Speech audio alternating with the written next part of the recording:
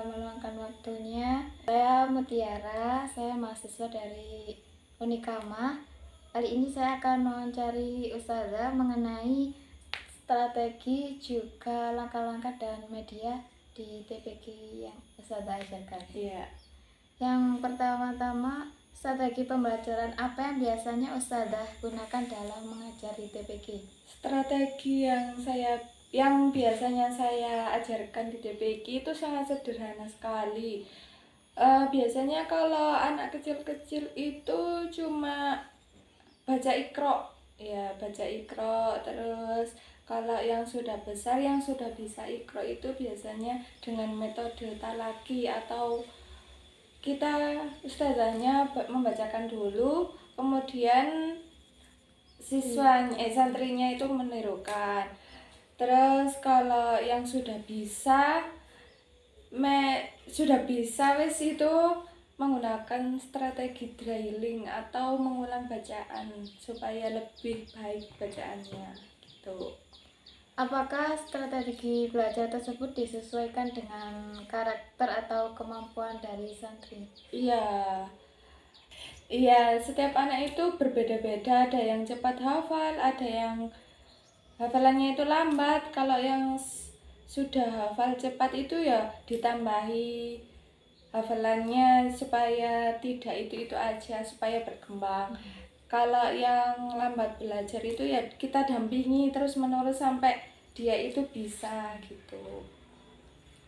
Bagaimana cara menghadapi anak yang sering salah membaca atau sulit fokus? Bagi anak yang tidak bisa, yang salah membacanya ya disuruh ngulangi atau kita bacakan lebih dahulu terus dia menirukan supaya bacaannya itu lebih benar. Dan bagi anak yang tidak fokus itu biasanya saya ajak aktivitas atau game apa-apa supaya dia itu lebih perhatiannya ke saya gitu. Jadi cek lebih fokus ya dalam mengajinya itu tadi. Kalau untuk meningkatkan hafalan, apakah menggunakan metode khusus? Ada, biasanya kalau meningkatkan hafalan itu menggunakan metode 321. 321 itu kayak gurunya membacakan dulu 1 kali, terus muridnya membaca 3 kali, kemudian 2 kali, kemudian 1 kali. Kemudian kalau udah semuanya dibaca lagi sampai habis gitu, supaya hafalannya itu lebih cepat gitu. Kalau sekarang terkait langkah-langkah mengajar, Ustazah, bagaimana runtutan pembelajaran di TPG dalam 1 kali pertemuan? Biasanya itu langkah-langkahnya itu yang pertama pembukaan dulu, salam, kemudian kita baca doa sebelum mengaji, kemudian kita merojaah, kemudian kita memurojaah bacaan atau ngajinya yang kemarin itu tadi. Kalau sudah biasanya langsung nambah pelajaran atau ngajinya itu tadi ya. Kemudian nanti dibaca bareng-bareng semuanya. Kalau sudah disuruh maju satu persatu gitu. Apakah Ustazah memberi PR atau target hafalan kepada santri? Iya, ada PR biasanya itu kan di Iqra. Di Iqra itu kan ada bacaan-bacaan, itu dibuat PR, ditulis di rumah. Jadi PR-nya setiap hari itu menulis itu tadi bacaan di Iqra 1 halaman. 1 halaman. Kalau sekarang besoknya ngaji kan itu tadi udah ditulis ya. Itu kalau dia ngajinya nggak bisa, jadi ditulisnya itu ditulis lagi gitu loh. Kalau tidak lulus jadi ditulis lagi halaman yang mengulang. Selanjutnya, apakah ada kegiatan penutup yang membantu anak mengingat materi pelajarannya? Iya, biasanya kita menggunakan metode tanya jawab, tajwid, huruf-huruf atau surat-surat pendek, terus doa-doa, doa makan, doa tidur, dan lain-lain gitu. Itu dilakukan sebelum pulang ya? Ya, sebelum pulang, kemudian kalau udah tanya jawab itu tadi, bisa langsung dibaca doa untuk pulang. Nah, sekarang media Ustazah. Media apa saja yang digunakan dalam pembelajaran di TPQ? Media yang digunakan papan tulis, kemudian kapur, kemudian spidol juga, penghapus, terus kitab Iqra itu tadi, pensil, Al-Quran, jutek buat baca itu tadi ya. Apakah Ustazah pernah membuat media pembelajaran sendiri? Tidak, karena kan di situ sudah ada kitabnya Iqra, terus juga ada Al-Quran juga. Dan biasanya kalau sudah besar itu ngajinya ngaji kitab kayak Aqidatul Awam, terus Syifatul Jinan, dan lain-lain itu. Media yang paling efektif untuk santri apa Ustazah? Ya, itu tadi papan tulis, Iqra, kitab-kitab itu. Bagaimana respon anak terhadap media?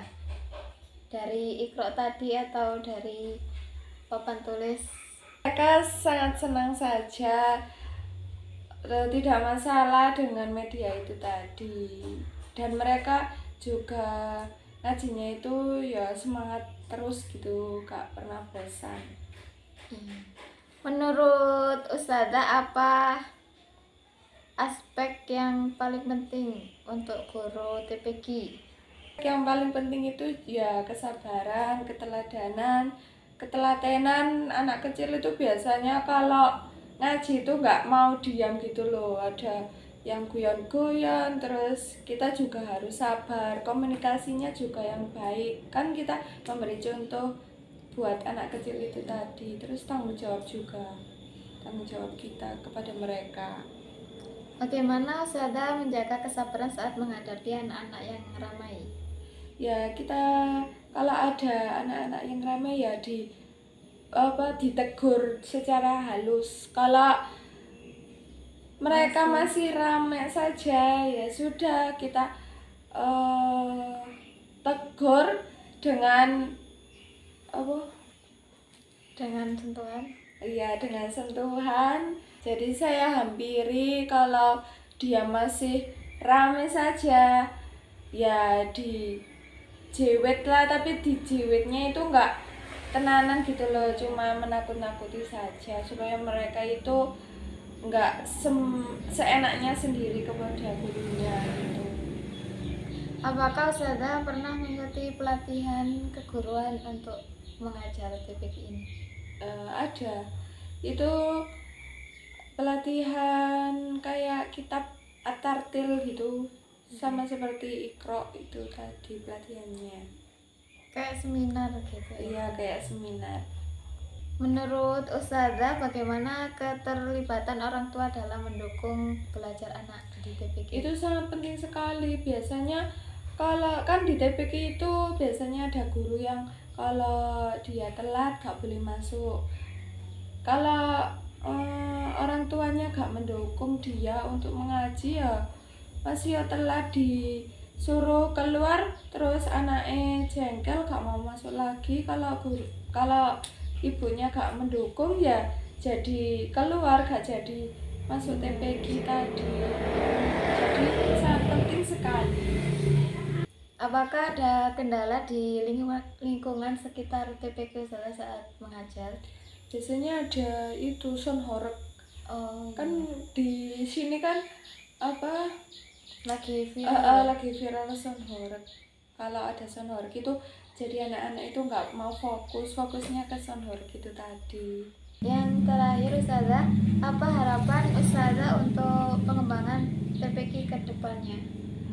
Ya, harapan saya semoga medianya itu lebih banyak, kemudian fasilitasnya itu lebih baik, terus ngajinya TPQ-nya lebih maju, ada program-program apa gitu, terus ada acara-acara besar, Hari-hari supaya TPQ-nya itu lebih dikenal oleh semua orang, oleh lingkungan masyarakat, dan didukung oleh masyarakat juga.